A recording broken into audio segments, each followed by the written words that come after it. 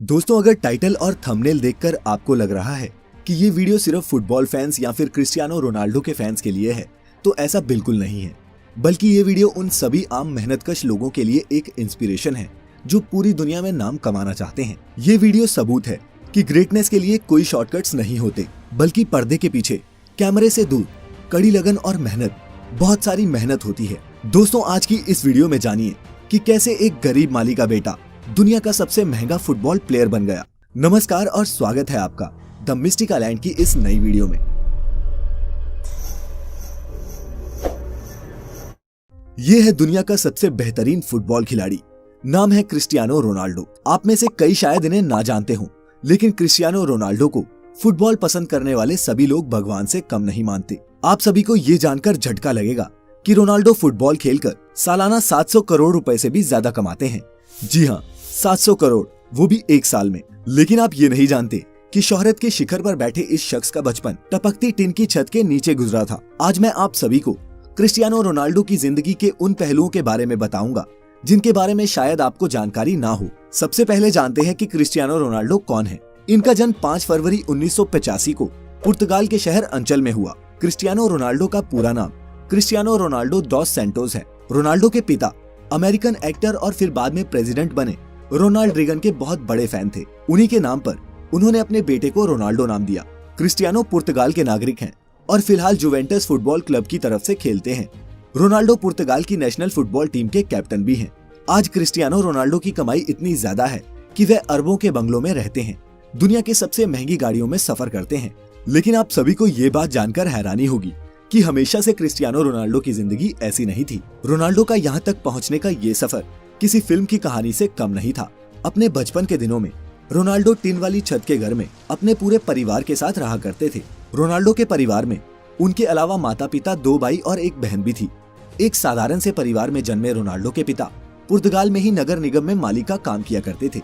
वह पार्क में पौधों की कटाई छटाई और पानी डालकर उन्हें हरा रखने का काम करते। छोटी उम्र से ही क्रिस्टियानो रोनाल्डो ने फुटबॉल खेलना शुरू कर दिया। रोनाल्डो को बचपन से ही फुटबॉल से बहुत ज्यादा लगाव था। रोनाल्डो की खेल में इस तरह के लगाव को देखकर मात्र 8 साल की उम्र में ही क्रिस्टियानो को एंडोरिना स्पोर्ट्स क्लब में चुन लिया गया। रोनाल्डो की माता का नाम मारिया है। मारिया बचपन में रोनाल्डो को क्राई बेबी बुलाती थी, क्योंकि क्रिस्टियानो जब भी अपने बचपन में फुटबॉल खेला करता और हार जाता या फिर मैदान में अच्छा स्कोर नहीं बना पाता, तो वो मैदान के बीच में ही रोना शुरू कर देता था। क्रिस्टियानो स्कूल में क्लास से ज्यादा फुटबॉल ग्राउंड पर मिलता था। फुटबॉल के खेल में क्रिस्टियानो रोनाल्डो का दिल इतना लग चुका था कि केवल 10 साल की छोटी सी उम्र में ही क्रिस्टियानो रोनाल्डो को पुर्तगाल के सबसे बड़े स्पोर्ट्स क्लब ने अपना मेंबर बना लिया। 10 साल की छोटी सी उम्र में ही पुर्तगाल के सबसे बड़े स्पोर्ट्स क्लब में चुने जाने के बाद यहाँ रोनाल्डो 2 साल तक लगातार खेलते रहे। रोनाल्डो बताते हैं कि वो अपने पहले ब्रेक के लिए हमेशा अपने दोस्त एल्बर्ट फ्रेंटरो के शुक्रगुजार रहेंगे। किस्सा कुछ यूँ था कि रोनाल्डो और एल्बर्ट एक ही यूथ क्लब के लिए खेलते थे।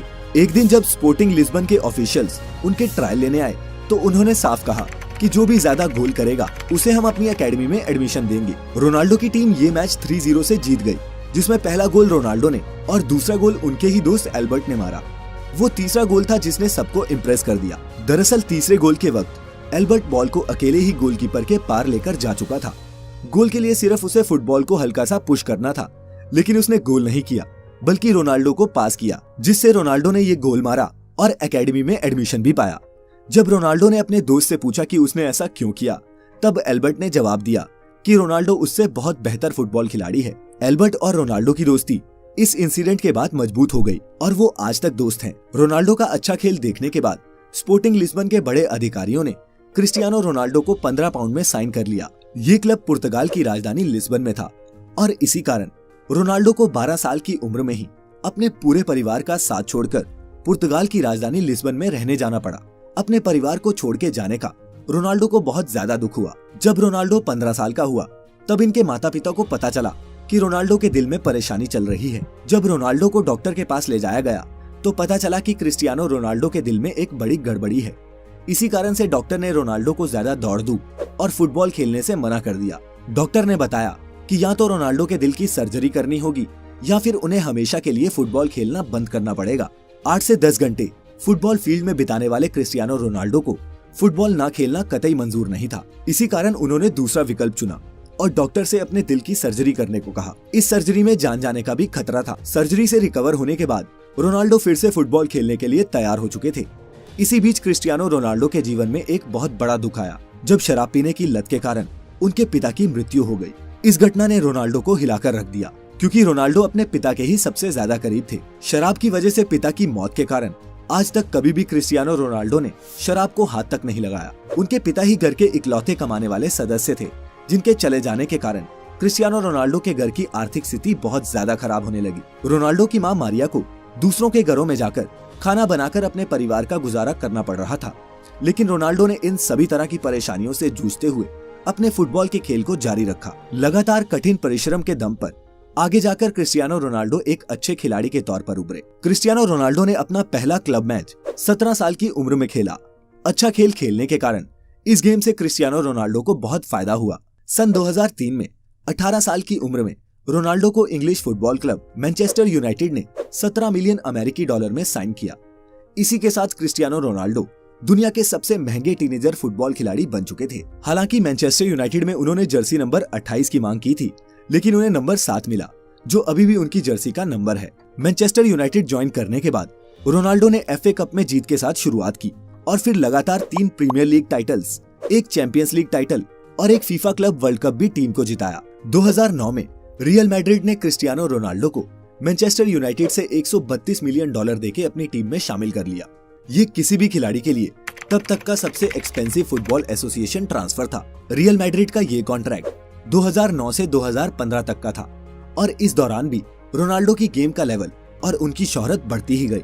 रियल मैड्रिड में रहते हुए रोनाल्डो ने 15 ट्रॉफीज जीती, जिसमें 2 ला लीगा टाइटल्स और 4 चैंपियंस लीग टाइटल्स शामिल हैं। फिर 2018 में रोनाल्डो को इटली के फुटबॉल क्लब जुवेंटस ने 100 मिलियन पाउंड्स में साइन कर लिया। 30 साल से ऊपर खिलाड़ियों के लिए ये फुटबॉल की हिस्ट्री में अब तक का सबसे महंगा कॉन्ट्रैक्ट है। क्रिस्टियानो रोनाल्डो की पूरी लाइफ में उन्हें कई टाइटल्स और अवार्ड्स मिल चुके हैं।